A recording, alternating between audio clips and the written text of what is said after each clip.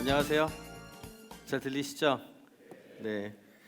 아까 앞에서 변화 지향성 얘기를 많이 하셨는데 저는 뭐 조직도 조직이지만 제 개인을 변화 지향성으로 살려고 노력을 많이 하는 사람이라 전통 미디어가 아닌 PT 이것도 기존에 쓰던 걸 잘 안 씁니다. 그래서 지금 바뀔 건데 안 바뀌죠? 왜 이거? 네. 화면으로 넘겨주시겠어요? 아마 문자로 여기 계신 분들한테 심플로우 링크가 갔을 거예요. 스마트폰. 그래서 제가 하는 자료 발표 자료는 전부 다 인터넷으로 합니다. 저는 그래서 여기 저 QR 코드를 찍으셔도 되고요. 아니면 저 위에 자료 주소 보이시죠? jihunj.simflow.com 저기로 접속을 하셔도 되고 제가 알기로는 문자로 아마 그 링크가 간 걸로 알고 있는데 문자 링크를 클릭을 하시면 웹 브라우저가 그냥 열릴 거예요. 열리면은 접속을 하시면 거기에 제가 오늘 발표드리는 내용하고 동영상 링크도 있고 아마 오늘 오후 한 서너 시 정도 두세 시 예, 요 끝나고 한두 시까지는 최소한 유지가 될 겁니다. 지금 접속자가 조금씩 늘고 있는데 접속을 하시면 크게 세 개의 버튼이 보일 거예요. 하나는 발표고 두 번째는 다운플로우, 세 번째는 업플로우 이렇게 보일 텐데 다운플로우는 오늘 하는 시간이 짧아갖고 안 쓸 거고요. 업플로우는 여기 계신 분들이 질문을 던지고 싶거나 의견이 있으시면 써주시면 마리텔 생각하시면 돼요. 예, 마리텔에서 이것저것 막 쓰는 거 있잖아요. 그 내용을 쓰시면 되고 쓰는 거 귀찮고 남이 쓴 거 그냥 나도 궁금해하시는 분 그냥 추천을 누르시면 돼요. 그렇게 하시면은 여기 계신 분들하고 저하고 인터랙티브하게 비록 30분 동안 QA를 따로 가지지 않지만 여러분들의 의견도 제가 공유를 할 수가 있고 중간에 질문 던져주시는 것 중에 경우에 따라서는 제가 답을 할 수도 있어요. 예, 하면서 넘어갈 수 있으니까 그런 어떤 공유하는 도구니까 그렇게 하시면 되겠습니다. 예, 그래서 제목은 인공지능과 함께하는 사회라고 했고요. 저 타이머가 안 가나 보네요. 그럼 제가 시간을 맞춰야 되겠네요. 네, 인공지능과 함께하는 사회와 관련해 가지고 지금까지 굉장히 많은 변화가 있었는데 사실은 최근에 나타나고 있는 인공지능의 붐은 세 번째입니다. 이게 벌써 한 두 번 정도 붐이 있었고 두 번 정도 꺼졌어요. 그래서 역사를 한번 쭉 보면은요, 다 그 사회 변화의 체인지하고 연결이 돼 있어요. 언제나 이런 것들이 다 그렇게 연결이 돼 있는데 앨런 튜링이라는 사람이 이제 컴퓨터 사이언스, 컴퓨터와 관련된 최초의 이론을 나름대로 만들어내고 그 다음에 이제 미국이 국방이라든지 항공 같은 데에서 컴퓨터 기기를 꼭 쓸 수밖에 없는 상황이 돼서 최초의 컴퓨터가 사실은 세계제 2차 대전을 기점으로 만들어지기 시작을 해서요. 1950년대 들어가면서부터 컴퓨터라는 녀석이 굉장히 우리의 일상 및 세상을 많이 바꿀 수 있다는 걸 증명을 하게 됩니다. 또 심지어는 뭔가 하나가 나타나게 되면 이렇게 거품이 생기잖아요. 진짜 인간은 풀 수 없었던 문제를 컴퓨터가 많이 풀어주다 보니까 1956년에 다트머스 컨퍼런스라 그래가지고 사람들이 모였어요. 이 컴퓨터에 인공지능 관련 쪽 관심 있는 분들이 쫙 모여가지고 이분들이 아티피셜 인텔리전스를 처음 만들어내죠. 그리고 AI가 등장을 하게 되면은 앞으로 인류의 미래가 크게 바뀔 것이다. 뭐 이런 이야기도 하게 됐고 그 다음에 그거를 믿고서 이제 또 미국 국방부를 중심으로 돈을 갖다 엄청 주게 되죠. 몇 조 원씩 우리나라 돈으로 치자면 이렇게 투자가 됐고요. 당시에 영화도 막 개봉을 했죠. 영화도 많이 개봉을 하면서 소위 얘기하는 미래 세계에 대한 이야기도 많이 하고 이렇게 됐었습니다. 그렇게 해서 거의 한 10년을 넘게 쭉 붐이 한번 일었는데 10년 넘게 몇 조 원씩 매년 들어갔음에도 불구하고 우리 일하기 좀 편하고 뭐 이런 것들이 생기긴 했는데 알고 보니까 생각보다 그렇게 크게 변하지 않았더란 말이죠. 그리고 의외로 인간한테 굉장히 어려운 문제는 잘 푸는데 인간한테 쉬운 문제 잘 못 풀어. 제일 대표적으로 말씀을 드리는 게 우리가 1111 곱하기 2222 곱하기 3333이 얼마입니까? 금방 안 나오죠. 컴퓨터한테는 이걸 집어넣으면 순식간에 나오잖아요. 굉장히 뛰어나 보이잖아요. 그런데 컴퓨터 지금은 이제 풀렸지만 2014년 들어가면서 처음으로 풀렸지만 컴퓨터가 지난 40년 동안 못 푼 문제가 뭔지 아세요? 개와 고양이 중에 하나의 사진을 주고 이게 개냐 고양이냐 이걸 못 풀었어요. 여러분들은 개 고양이 사진 딱 주자마자 이게 개다 고양이다 알잖아요. 우리한테는 되게 쉬운 건데 걔는 되게 바보같이 못 풀더란 말이죠. 의외로 같은 이런 문제들이 굉장히 많이 발생을 하면서 계산 기능 문제, 그다음에 논리 체계 문제 이런 걸로 좀 안 되는 부분이 많다는 게 밝혀지면서 갑자기 또 항상 거품이 있으면 폭락하잖아요. 거품이 확 꺼지면서 소위 말하는 인공지능의 겨울이 첫 번째가 옵니다. 그 다음에 다시 이제 두 번째 인공지능의 붐이 오게 되는데 그때는 언제냐 하면 1970년대 후반부터 보는데 1977년에 여러분들 아이폰으로 유명한 애플 스티브 잡스가 당시 77년이면 스티브 잡스가 1955년생이니까 23살 때예요. 23세 때 애플2라고 하는 컴퓨터를 내놓죠. 그걸 뭐라고 불렀죠? 퍼스널 컴퓨터라고 불러요. 원래 퍼스널 컴퓨터의 시작은 1974년 알테어 8800 같은 걸로 보지만 일반 대중들한테까지 퍼스널 컴퓨터가 알려진 시점은 애플2를 최초로 보고요. 그 다음에 조금 더 보급이 왕성하게 된 게 IBM이 퍼스널 컴퓨터 만들면서부터 이 정도로 보고 있거든요. 1970년대 후반에서 80년대 들어가면서 퍼스널 컴퓨터의 시대가 열리니까 이 컴퓨터라는 녀석이 어떻게 보면은 굉장히 큰 기관이나 은행이나 이런 데서만 쓰는 건 줄 알았는데 일반인들 한 사람 한 사람들이 다 쓸 수 있는 시대가 된 거예요. 그러면서 동시에 프로그래밍 관련된 부분에 있어서도 여러분들 중엔 아마 학교 다닐 때 프로그래밍 언어 베이직 같은 거 배우신 분들이 분명히 있을 것 같은데 그런 프로그래밍 언어 같은 것도 개발이 되면서 누구나 프로그램도 짤 수 있고 그 다음에 한 사람당 컴퓨터 다 가질 수 있어 라고 하는 그런 패러다임이 들어오게 됩니다. 그러니까 이제 컴퓨터에 대한 기대가 갑자기 또 올라갔죠. 이게 적용 영역도 굉장히 넓어지면서 특히 문서 중심으로 일 처리하는 것을 디지털로 일 처리하는 그런 부분들이 많이 늘어나게 돼요. 그리고 여기에서 또 신경망 연구라든지 전문가 시스템이라든지 새로운 이론들이 좀 등장을 하면서 다시 한번 인공지능이 또 뜰 거야 해가지고 이제 붐이 일어났어요. 쫙 일어났는데 1990년을 지나 2000년이 됐는데도 여전히 아까 말한 그 문제를 못 풀어요. 개와 고양이 그 사진 좀 구별해봐 했는데 이게 안 되는 거야. 정확하게는 안 된다기보다는 상용화 수준에 못 도달했다고 정확한 표현일 것 같아요. 예를 들자면은 사진을 갖다가 주고서 이 사진을 분류해봐라고 하면 사람들 같은 경우에는 한 5% 정도 틀리고 95%를 맞춘단 말이에요. 그런데 새로 나온 인공지능 기술을 아무리 집어넣어도 처음에는 반반 맞췄다가 좀 지나니까 10개 중에 3개쯤 틀렸다가 좀 지나니까 10개 중에 2개를 틀려. 그럼 되게 많이 발전했잖아요. 그런데 10개 중에 2개 틀린 다음부터 그게 10년 동안 그 다음에 1.9개 틀리고 1.8개 틀리고 이게 한계인 거야. 그렇게 되면 사람은 20개 중에 하나 틀리는데 5개 중에 하나 틀리면 바보 같잖아요. 그러니까 연구자 입장에서는 그게 더 좋아진 거지만 커머셜하게 상업적으로 쓰기에는 굉장히 좀 부족한 그런 부분들이 많이 지속이 되다 보니까 그게 한 10년 지속되니까 야 이거 안 되나 봐 이제 이렇게 또 된 거죠. 그래서 심지어는 어떻게까지 됐냐면은 우리 연구에 있어가지고 AI란 말을 쓴다거나 요즘 이제 뜨고 있는 딥러닝에 뉴럴 네트워크 신경망이란 말을 쓰면 논문을 안 받아줘 막. 야 이거 지겨운 거 아직도 또 내고 있어? 그래가지고 그 말을 막 다른 말로 바꿔가지고 다른 접근 방법으로 해가지고 데이터 마이닝이라든지 이런 식의 글을 AI나 뉴럴 네트워크 말을 아예 안 쓰는 기피하는 어떤 분위기까지 될 정도로 크게 셧다운이 돼요. 그 이후에는 여러 가지가 있겠지만 사실은 인공지능이 어느 정도 성능을 내려면 데이터가 많이 있어야 되거든요. 데이터가 많고 그 다음에 그냥 데이터가 많은 걸로는 안 되고요. 데이터하고 의미하고 붙어 있는 게 많아야 돼요. 그래서 그런 내용이 많아질 때까지 사실은 활성화가 안 됐다고 봐야 되는데 기존의 인터넷에 올라가 있었던 홈페이지만 하더라도 그냥 맥락 없이 글을 써가지고 올린 게 거의 대부분이잖아요. 그러니까 거기에서 어떤 걸 연결된 정답이나 맥락을 찾아내기가 굉장히 어려웠어요. 그러다가 제가 이게 넘기질 않으니까 자꾸 왔다 갔다 하네요. 이렇게 가끔씩 좀 오류가 좀 있어야 재미도 있죠. 그래야 변화 지향성을 받아들이실 수가 있어요.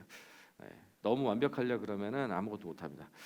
여튼 그래서 그 부분에 있어가지고 가장 큰 문제를 해결해 준 건 사실은 스마트폰 보급이 굉장히 큰 역할을 했어요. 왜냐하면 여러분들 한 사람 한 사람들이 그 맥락 있는 정보를 만들어내기 시작했거든요. 사진을 찍고 위치하고 연결돼 있고 그와 연결된 글을 써. 그 다음에 영상을 찍고 유튜브 같은 데다 올리고 유튜브에 있는 수많은 연결돼 있는 텍스트 같은 것들도 있고, 예, 이게 왜 이러지? 예, 있고 뭐 이런 식의 어떤 변화가 쭉 나타나게 되면서 소위 얘기하는 맥락이 있는 정보의 양이 2010년, 11년, 12년 하면서 급증을 하기 시작했어요. 쫙 늘어났어요.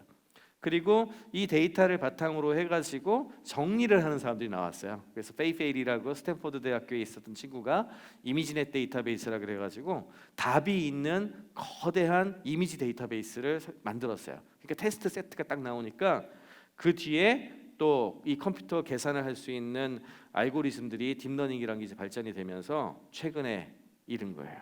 요즘 데이터가 굉장히 많고 맥락이 있는 데이터가 늘어나고 그다음에 알고리즘도 등장을 하기 시작을 하니까 이제 드디어 전에 못 풀었던 문제 개고양이도 풀고 그다음에 사람들이 답이 있다고 디지털화된 것들이 있는 종류는 거의 다 풀어내기 시작하는 거예요. 그러다 보니까 최근에 기대가 증폭이 돼가지고 AI로 거의 모든 걸 풀 수 있을 것 같아. 그 아주 극단의 극명한 걸 보여준 게 올해 있었던 알파고 사건으로 보시면 돼요. 알파고 같은 경우에도 사실은 정답을 만들어내기 좋은 종류거든요. 그래서 KGS라고 아마 5단 이상의 기보 20만 건이 잘 정리되어 있는 데이터베이스가 있어요. 일단 그게 있으니까 사람들이 어떻게 두는지를 학습해가지고 어느 정도 할 수가 있게 되고, 근데 그거 가지고서는 사람 최고수를 못 이기거든요. 그러니까 한마디로 말해서 아마 5단부터 올라간 사람들이 뒀던 것들을 쭉 학습해서 둔다 한들 최고수하고는 다르잖아요. 그거를 이길 수는 없었는데 여기에서 이제 알파고 같은 경우에는 강화학습이라고 해서 알파고 1하고 2하고 둘이 두면은요 기보에 없는 수를 둘 수밖에 없거든요. 왜냐하면 바둑은 천변만화하니까 그 수많은 케이스들을 알파고 1하고 2하고 만판씩 둬요. 한 번에 만판씩 두면은 누구 1이 승률이 있고 2가 승률이 있을 거 아니에요? 그럼 1이 64% 이기고 2가 36% 이겼어. 그럼 1이 좀 더 낫죠? 1이 학습한 걸로 전체를 업데이트를 해요. 그리고 또 만판도. 이런 식으로 해서 1000만 판을 뒀죠. 1000만 판을 두니까 기보에 없는 수들까지 전부 학습을 한 다음에 인간들이 두는 수하고 이거 한 거하고 합쳐가지고 평균 내가지고 두니까 이세도로 이기더란 말이지. 그게 알파고 스토리예요. 그러니까 정확하게는 그와 관련된 데이터를 확보할 수 없는 종류에서 적용하기 어려워요. 사실은 이게 되게 중요한 키워드예요. 오늘 인공지능에 대한 너무 과도한 어떤 두려움이나 과도한 생각에서 이야기할 수 있는 가장 중요한 키워드 중에 하나입니다. 그래서 조건을 갖다가 크게 세 가지로 딱 구분을 하면 이렇게 돼요. 첫 번째는 전에는 꿈도 꾸지 못했을 수 있는 강력한 연산 기능을 갖춘 컴퓨터가 많이 등장을 했는데 이건 되게 좀 재밌는 거는 여기 있는 분들 중에 게임 좋아하시는 분 있어요? 특히 3D 게임. 3D 게임을 렌더링 해가지고 보여주는 실제로 이렇게 우리 세상을 보여주는 그 프로그램을 만드는 그 컴퓨터 기술하고 인공지능 딥러닝을 잘 빠르게 하는 컴퓨터 기술하고 거의 똑같아요. 그대로 적용할 수 있어요. 그래서 이게 병렬 컴퓨터가 되면서 옛날 같았으면 거의 일주일씩 걸려야 될 어떤 연산이 거의 실시간 처리가 돼요 지금. 그것도 가격도 엄청 싸지고. 그러니까 일단 이게 가능했고, 두 번째는 아까 말씀드린 대로 여러분들이 뭐 소셜 네트워크나 그다음에 뭐 스마트폰을 통해 가지고 어마어마한 데이터들을 만들어내고 있어요. 그래서 이거는 이제 이원재 교수님이 더 잘 아시는 내용이지만 뭐 매년 뭐 2배, 3배 그냥 팍팍팍 늘어나면서 그램 방대한 학습 자료가 쌓인 게 두 번째 이유고요. 세 번째는 이 두 가지 조건이 만족시켜졌다 할지라도 이걸 풀어낼 수 있는 알고리즘이나 방법론이 나왔어야 되는데 소위 얘기한 딥러닝 방법론이 나왔고, 그 다음에 여기에서 한 수 더 떠서 이 방법론하고 이 알고리즘을 처음 만든 토론토 대학의 교수 그 제프리 힌턴 교수 이하 그 밑에 있는 박사 팀들이 이 내용들을 오픈 소스로 다 공개를 했어요. 그러니까 전 세계에 있었던 수많은 젊은 친구들이 이걸 또 다운로드 받아가지고 다 뛰어 들어가서 하기 시작을 한 거야. 그러니까 그리고 나서 자기네들도 오픈 소스로 다시 공개를 하고, 그리고 그 도구를 또 이용해서 새로운 애들이 들어와서 또 해보고, 이게 선순환의 고리를 돌면서 굉장히 폭발적이고 빠른 속도로 늘어났어요. 그러니까 어떻게 보면은 무슨 특정한 엄청 잘하는 연구소 같은 데에서 지금 이 변화를 주도하고 있다는 건 오산이에요. 딥마인드 같은 회사가 물론 중요한 어떤 마일스톤 같은 걸 찍고 있는 건 사실이지만, 구글이라든지 페이스북도 그렇고 그런 것들을 하고 있는 건 사실이지만, 지금 현재 인공지능이 폭발적으로 발전하고 있는 근저에는 오픈소스 플랫폼, 그리고 전 세계 수많은 연구자들이 동시다발적으로 이 연구를 하고 있는 이 문화, 여기에 그 정체가 있습니다. 심지어는 단순히 인공지능 지금 부상하고 있는 것이 인공지능 그 기술의 변화만을 이끌어내고 있는 것이 아니고, 사실은 요즘에 연구하고 있는 연구 패러다임 자체도 바꾸고 있어요. 옛날에 학회 가가지고 배워야 됐잖아요. 요즘엔 그런 거 안 해요. 다 소셜 네트워크, 그 중에서 레딧 같은 네이버 실시간 검색어 아시죠? 네이버 실시간 검색어를 플랫폼으로 따로 떼낸 거를 레딧이라고 생각하시면 되시거든요. 그거를 카테고리별로, 네이버 실시간 검색어가 카테고리별로 있으면 좋지 않을까 생각해 본 적 없어요? 예, 그걸 마음대로 할 수 있는 거라고 생각하시면 되는데, 그 머신러닝이라고 하는 전 세계의 플랫폼이 있어요. 거기에 실시간으로 지금 현재 가장 인기 있는 논문과 가장 인기 있는 블로그 글과 오픈소스 그 프로그램과 유튜브 영상 데모, 이게 다 올라가요. 그걸 보고서 사람들이 다운로드 받아가지고 수정한 다음에 일주일 뒤에 또 올리고, 이런 식으로 해가지고 전부 다 전 세계 연구자들 수만 명이 동시다발적으로 작업을 하고 있다고 생각하시면 돼요. 그러면 아이클리어 같은 인공지능 쪽에 가장 중요한 학교에서 지금 뭐 하는지 아세요? 새로운 거를 배우러 가는 게 아니야. 이미 다들 누가 뭐를 했고 뭘 했는지 다 공개해서 다 알고 있어. 근데 거기서 하고 있는 거는 뭐냐면, 그거 한 사람 얼굴 좀 보자, 이런 거예요. 그리고 네트워킹하고 얘기도 하고, 그래서 물어보죠. 야, 너 뭐 하기로 했냐? 나 딥마인드 가기로 했는데, 뭐 이런 식이에요. 그게 지금 현재 이런 그 변화를 끌어내는 가장 커다란 핵심입니다.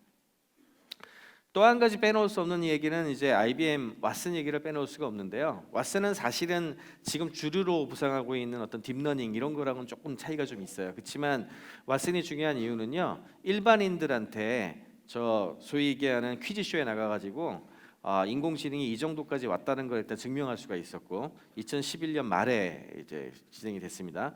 그다음에 두 번째는 IBM이 저거를 했을 때 사실은 기대를 안 했다 그래요. 기대를 안 했다는 게, 옛날에 딥블루라고 그 체스 두는 슈퍼컴퓨터를 만들었다가 게리 캐스퍼로프고 당대 최고의 체스 마스터한테 이겼거든요. 딥블루가.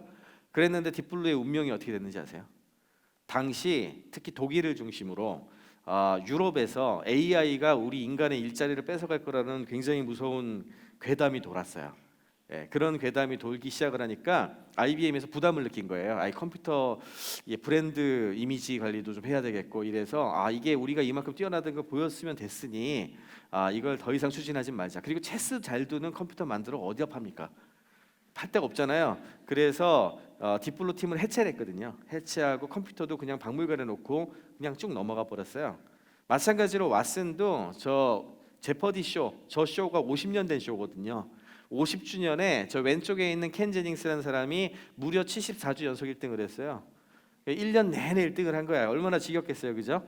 그래서 저 퀴즈쇼에, 저게 장학 퀴즈의 원조 아닙니까? 장학 퀴즈가 저거 베껴가지고 만든 프로그램이었는데, 저 켄 제닝스의 74주 연속 1등 한 걸 보고 나서 이래서는 프로그램이 재미없어 해가지고 제도를 바꾸죠.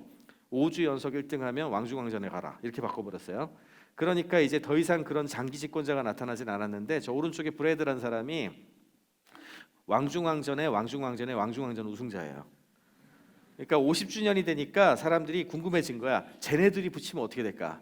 네, 일단 이거가 이제 매치업이 확정이 됐고, 근데 원래 셋이 나오는 거거든요. 한 자리가 비니까 IBM한테 연락을 해가지고, 야, 니네 한번 와서 한번 안 되게 해볼래? 니네 컴퓨터 만들지 한 50년은 넘었잖아. 이제 이렇게 접근을 한 거죠. 그렇게 해서 매치업이 성사가 됐는데, 저 만든 사람은 정말 참 별의별 기술을 다 가지고 와가지고 만들었는데, 목표는 정말 안 되는 거였기 때문에 인간들이 3개 맞출 때 IBM이 하나만 맞추자, 왓슨이 하나만 맞추자, 이 정도 목표로 해서 들어갔던 거예요. 그랬는데 놀랍게도 결과는 반대로 돼버렸죠. 왓슨이 3개 맞출 동안 인간들 퀴즈왕이 1개씩밖에 못 맞춰요. 그러면서 야, 이게 2011년 말입니다. 야, 참 대단한 컴퓨터가 나왔구나. 근데 IBM의 원래 계획은 뭐였냐? 브랜드 마케팅 하러 간 거예요. 홍보팀에서 주도했거든요. 브랜드 마케팅을 성공적으로 마쳤으니 이제 역시 박물관 행위죠. 박물관에 올려서 인공지능이 이 정도까지 했습니다라고 보여주는 게 목표였고, 그 다음에 또 한 가지는 아까 전에 체스하고 똑같은데요. 퀴즈 잘 푸는 인공지능 어디다 팝니까? 이것도 팔 데가 없어요. 예, 그거 용으로 만든 거라서. 그래서 원래 그냥 퇴장시키려고 했는데 반전이 일어나죠.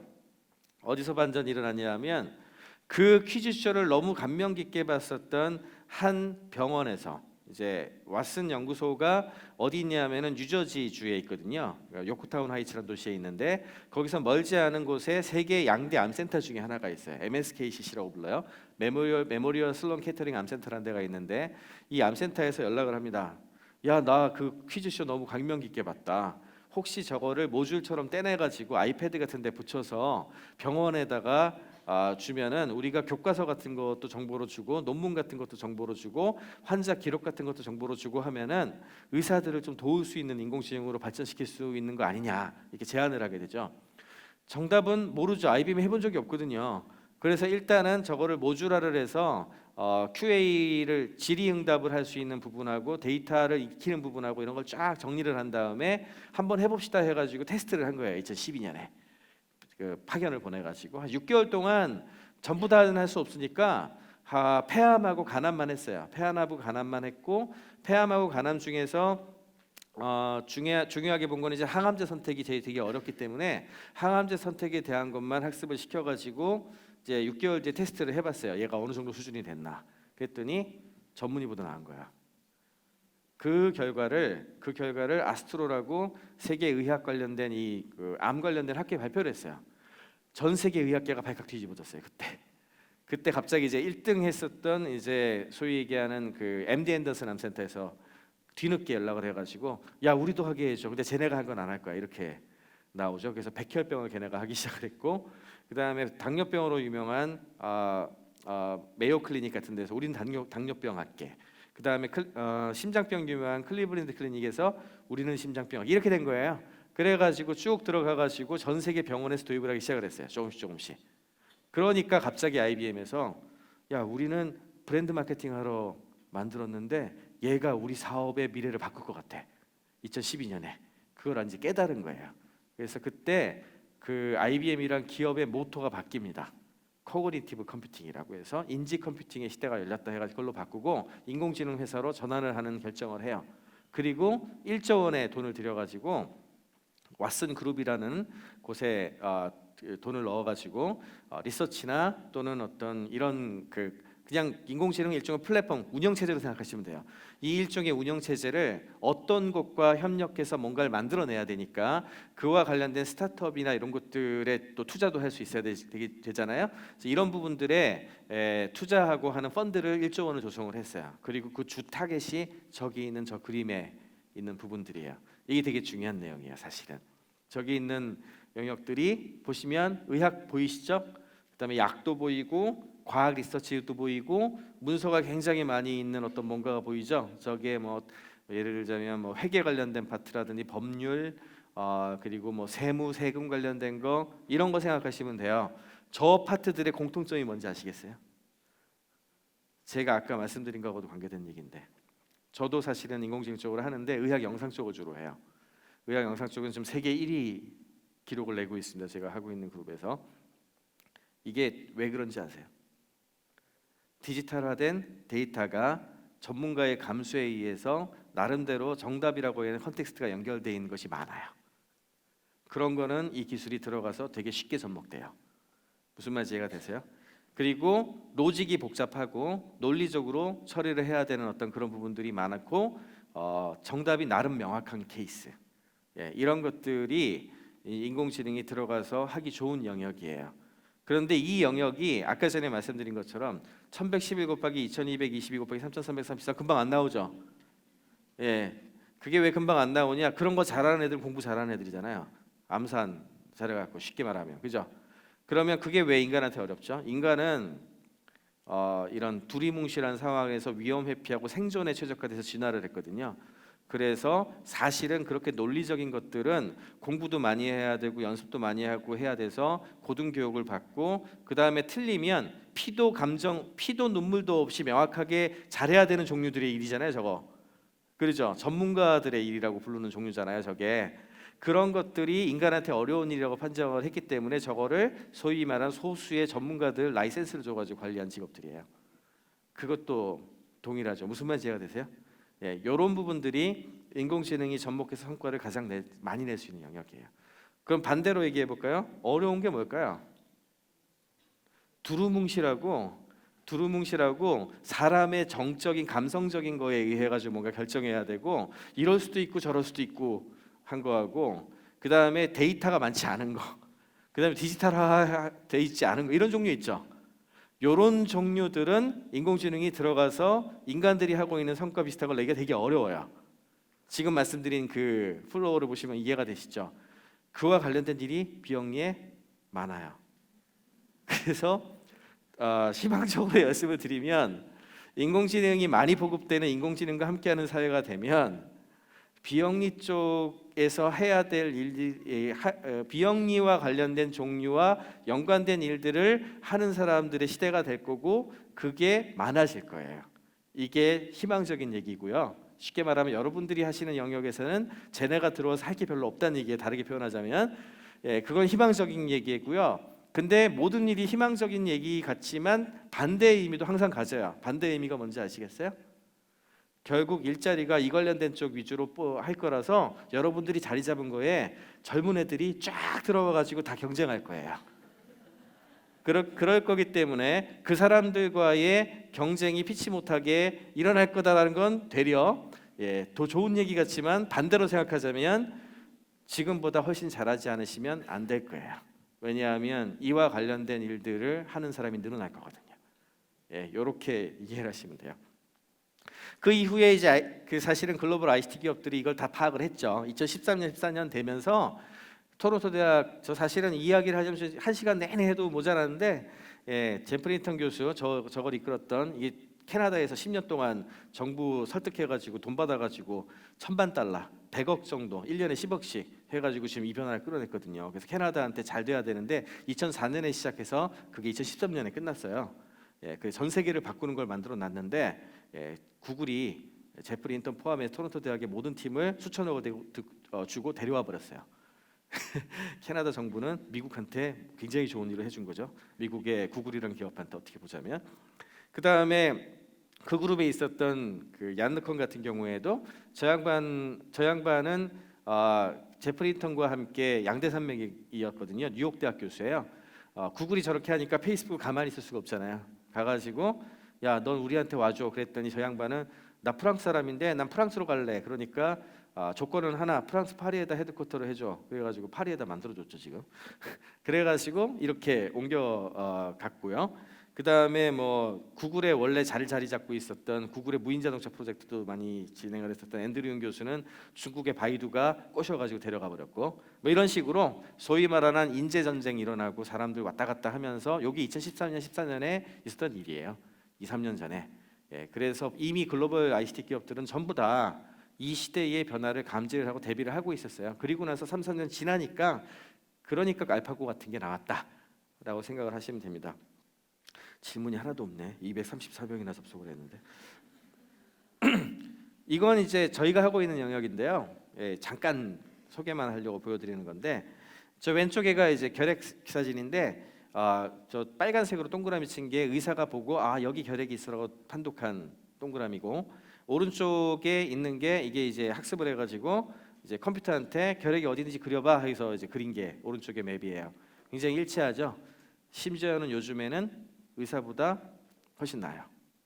그 종류에 따라 틀린데 뭐 유방 촬영술이나 이런 거에서 의사들보다 상당히 더 나은 것들도 많이 나오고 있어요. 그런데 왜 이렇게 만들었는지 아세요?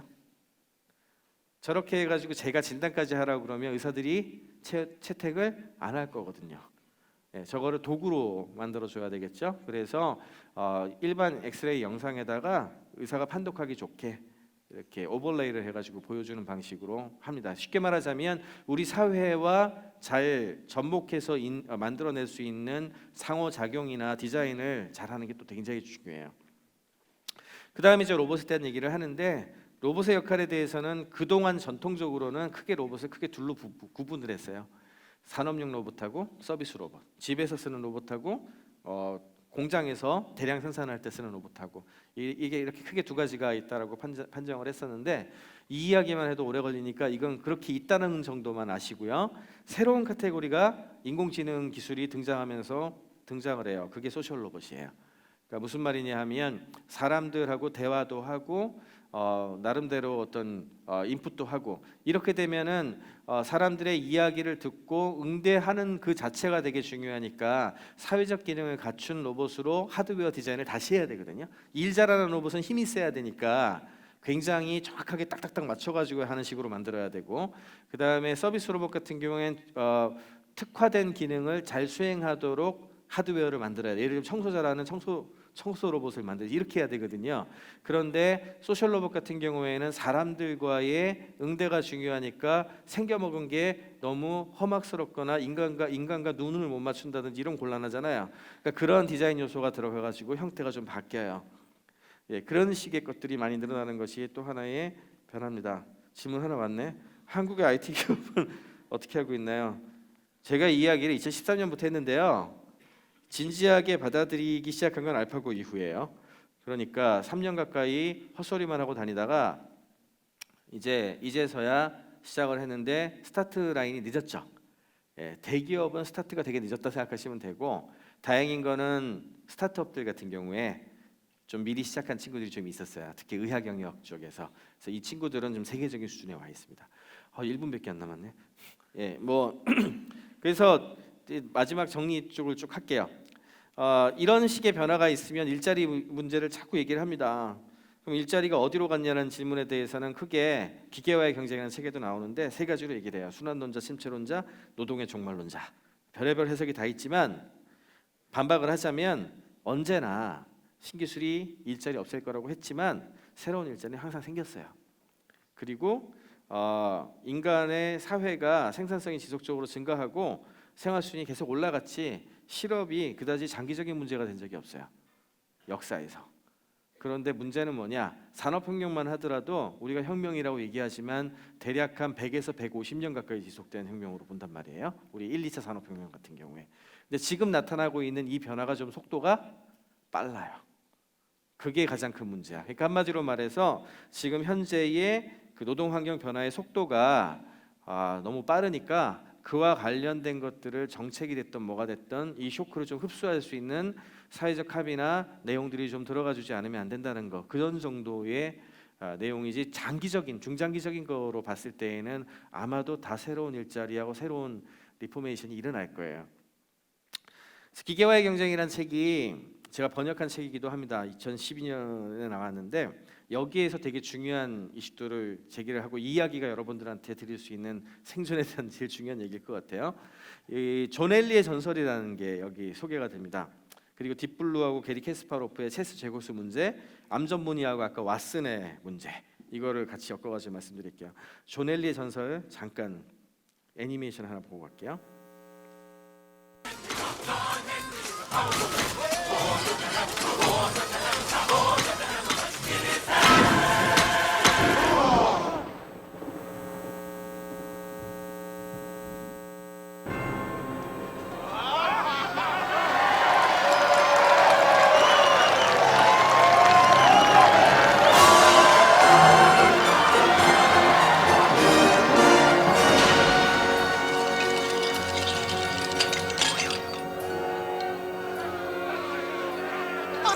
He did it!